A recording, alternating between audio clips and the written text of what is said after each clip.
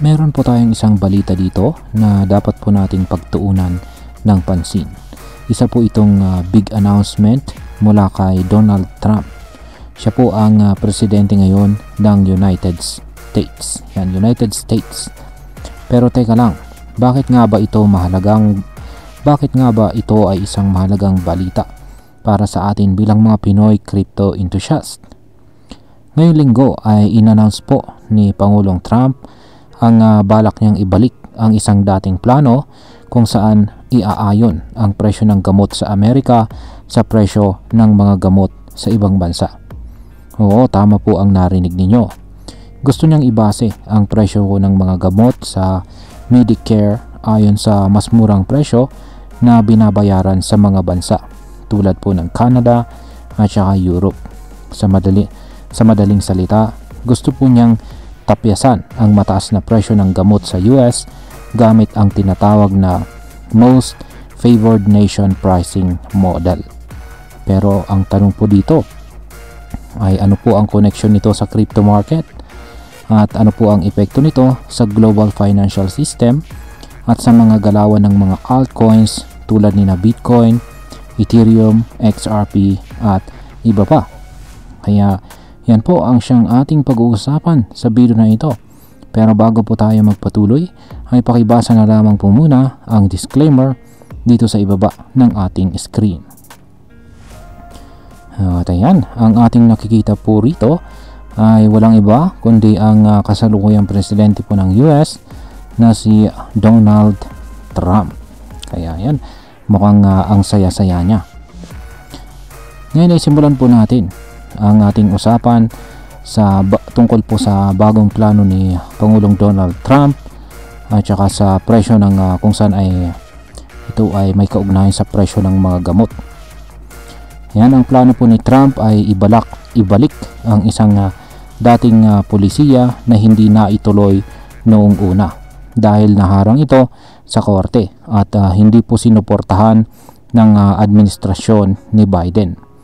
Tinatawag itong Most Favored Nation Policy kung saan ay ipapantay ang presyo ng gamot sa Amerika sa presyo ng gamot sa ibang mauunlad na bansa na mas mababa po ang singil. Halimbawa, kung ang isang gamot sa Amerika ay nagkakahalaga po ng $300 kada dosage pero sa Canada ay $100 lamang, gusto po ni Pangulong Trump ng Amerika ay hindi dapat magbayad ng mas mataas kaysa sa ibang bansa. Gusto niya itong gawin sa pamamagitan po ng isang executive order. Ibig sabihin, hindi na kailangan ng approval ng Congress. Direkta niya itong ipapatupad bilang utos ng presidente. Ngayon ay ano po ang magiging epekto nito sa pharmaceutical industry? Dito na tayo sa mainit na parte. Sa sandaling lumabas po ang balita tungkol sa plano ni Trump, agad na nagbagsakan po ang stocks ng malalaking kumpanya ng gamot. Si Eli Lilly ay bumagsak po ng mahigit 3%.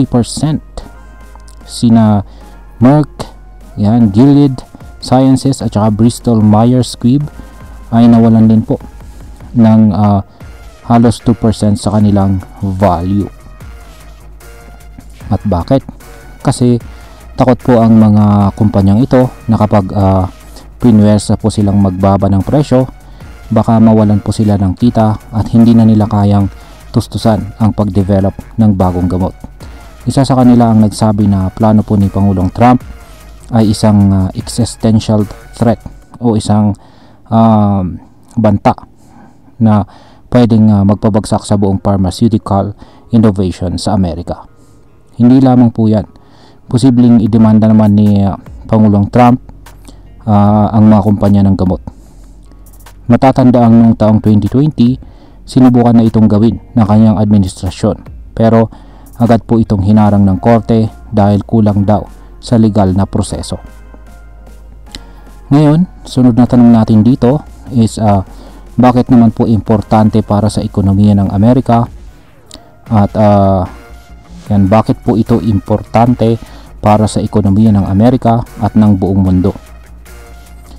Yan, kapag bumagsak po ang pharmaceutical stocks nadadamay ang buong stock market. At kapag nagkakagulo po sa ekonomiya ng Amerika, damay din ang buong mundo. Tandaan natin na ang Amerika pa rin ang may pinakamalaking ekonomiya sa buong mundo. At kapag gumalaw ito, apektado pati ang global markets, kasama na po ang crypto.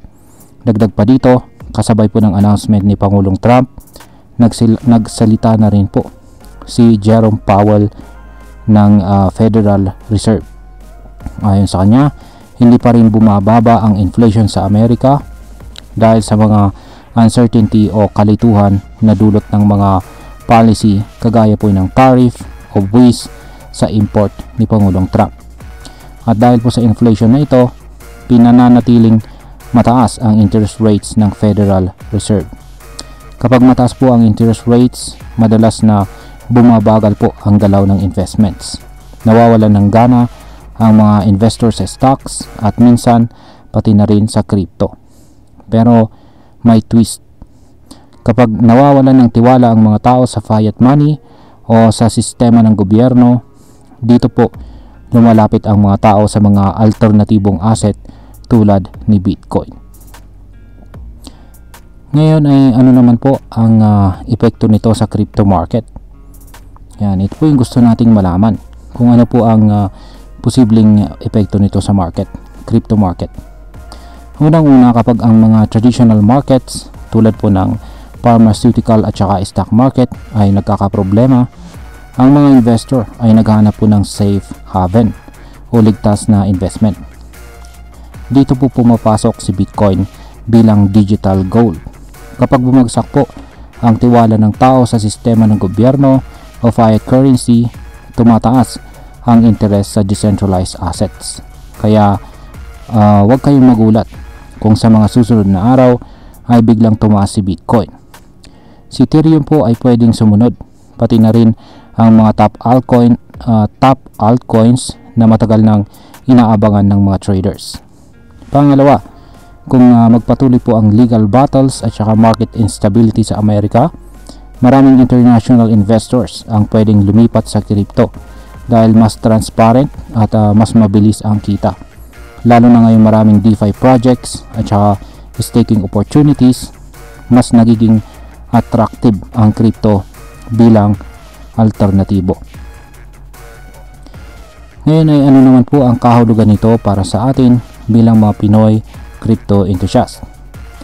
Para sa atin bilang mga Pinoy na nakaabang sa global market movement, napakahalaga na alam natin ang mga policy changes sa US.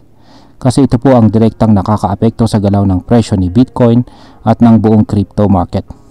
Tandaan po natin na ang crypto ay isang global asset, kaya ang balita mula sa US ay may immediate impact sa presyo.